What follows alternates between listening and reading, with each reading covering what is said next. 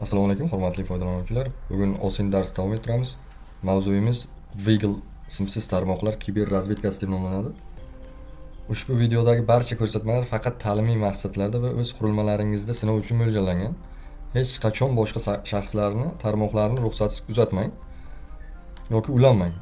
Tushunamsiz? Sizda harakatingizga boshqalar javob bermaydi. Qanaqadir jazo bo'lsa, u bizda aloqamiz bo'lmaydi, tushunarli? Endi Weagle nima? Mana ko'rib turganingiz mana shu Weagle platformasi Osint uchun eng kuchli platforma. Endi bu haqda tanishamiz. Weagle bu dunyodagi eng katta simsiz tarmoqlar ma'lumotlar bazasi hisoblanadi. Unda Wi-Fi, Bluetooth, 5G minoralari bor-ku, mana antennalar. Shular, keyin Zigbee degan va boshqa signallarni o'zida saqlaydi, kuzatadi, tushunarli? Ular bu qanaqa platforma qanday qilingan desa, uni ko'ngillilar tomonidan ishlab chiqilgan. Ular mashinalar va telefonlarga o'rnatilgan skanerlar bilan ko'chalarni kezib, boshqa signallarni xaritaga muhrlab boradi. Tushunarli? Osint bo'yicha Weagle juda kuchli vosita hisoblanadi. Bir router orqali odamning uy manzili, ish joyi va hatto harakat trayektoriyasini aniqlash mumkin. Masalan, sizning routeringiz 3 yil oldin boshqa manzilda bo'lsa, Weagle buni ko'rsatadi. Tushunarli? Endi mana Weagle'ga kirasizlar. Hamma kirdi menimcha. Bunda ro'yxatdan o'tish qismi bor. Demak, registrda bosamiz. Xatolik beryapti, mayli, hozircha. Xarita navigatsiyasi juda sodda. Shonchani aylantirsa, yaqinlashishi tez. Tugmani bosib harakatlantirsa bo'ladi. Mana nuqtaga bossa, mana endi sinab ko'ramiz. Xo'p, biz O'zbekistonni nima qilmaymiz? Masalan, Ukrainani yopib qo'yishibdi ana. Ko'ryapsan? Bu signalni urush bo'lyapti-ku, shunga yopib qo'ygan ekan. Mana Qozog'istonda qaysidir joyda bor ekan nimadir, mana. Tushunarli?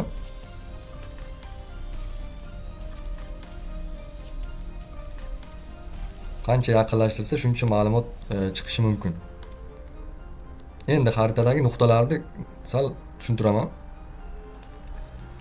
Bu yerda rangiga qarab nima qilish mumkin, farqlash mumkin. Mana bizda har xil rang ko'rinyapti. Qizil nuqta bor. Mana qizillari. Qizil bu ochiq tarmoqlar. Bu eng xavfli tur hisoblanadi, chunki hech qanday parol talab qilinmaydi. Har qanday odam ulanishi mumkin, tushunarli? Qizil nuqtalarga. Endi to'q sariq nuqtalar mana Yevropada ko'paygan. Bu web himoyasi. Bu eski va xavfli protokol. Bir necha daqiqada parolini buzish mumkin, tushunarli? Mana shungacha ko'rsatyapti. Bu to'q sariq nuqtalar mana, to'q sarig'i bu. Endi sariq nuqtalarning o'zi nima? Bu VPN himoyasi o'rta darajadagi xavf hisoblanadi. Keyin yashil nuqtalar. Endi yashil juda kam ko'rinyapti. Ya'ni o'sha bu Wi-Fi da bo'ladi-ku, VPN2, VPN3 degan himoya bo'ladi. Bu eng xavfsiz variant hisoblanadi. Tushunarli? Shuning uchun ko'rinmayapti deyarli. Ko'k nuqtalar mana, ko'k nima desa bu Bluetooth hisoblanadi. Bular soatlar, quloqchinlar, AirTaglar, smart televizorlar, avtomobil nimalari, tizimlari ham bo'lishi mumkin, tushunarli? Xarita ustida ishlaganda bir narsani esda tutish kerak. Siz qanchalik yaqinlashtirsangiz, shunchalik aniq ma'lumot olasiz.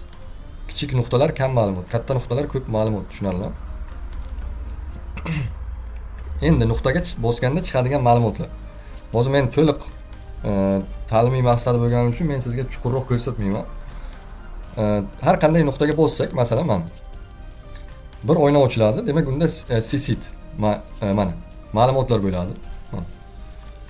Bu tarmoq nomi hisoblanadi. Tushunarli? Bu o'zgarishi mumkin. Masalan, uy Wi-Fi yoki Top Link, Home Wi-Fi shunga qarab. Mana BC sit degan MAC manzil bo'ladi. Bu eng muhim maydon. Chunki bu o'zgarmaydi. Tushunarli? Mana shu nimani MAC manzili turibdi. Birinchi marta qachon ko'rilgan? First screen bo'ladi. Xullas, bizda u nima yo'q. Tushunarli? Hozir mana yerda ma'lumot chiqishi kerak edi bizga. Ko'proq. Amerikaga o'tsak, ishlaydi. Yaponiyaga o'tamiz.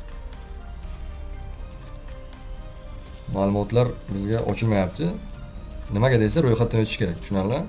Ro'yxatdan o'tgandan keyin juda ko'p bizda ma'lumotlar chiqadi. First scene, last scene, ya'ni oxirgi marta qachon ko'rilgan, birinchi marta channel chiqadi. Bunda radio kanal bo'ladi. Encryption bor, keyin himoya turi web, wp3, wp2 yoki open. Quality degan narsalar bo'ladi. Tushunarli?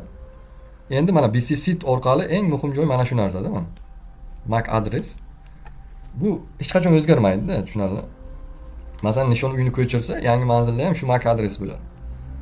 Tushunarli? Agar u routerni almashtirmasa, butun trayektoriyani ham ko'rish mumkin. Search qismi bor. Ya'ni MAC adresni yozib qidirish mumkin, Wi-Fi nomlarini, ko'p narsani yozib qidirish mumkin, tushunarli? Endi Bluetooth orqali kuzatish ham mumkin. Mana ko'klari Bluetooth edi.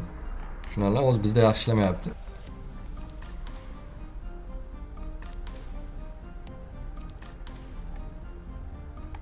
Mana qizil nuqta, eng xavflisi. Tushunarli? Buni buzish mumkin. Sariqlarni ham buzish mumkin. Barchaga rahmat, salom.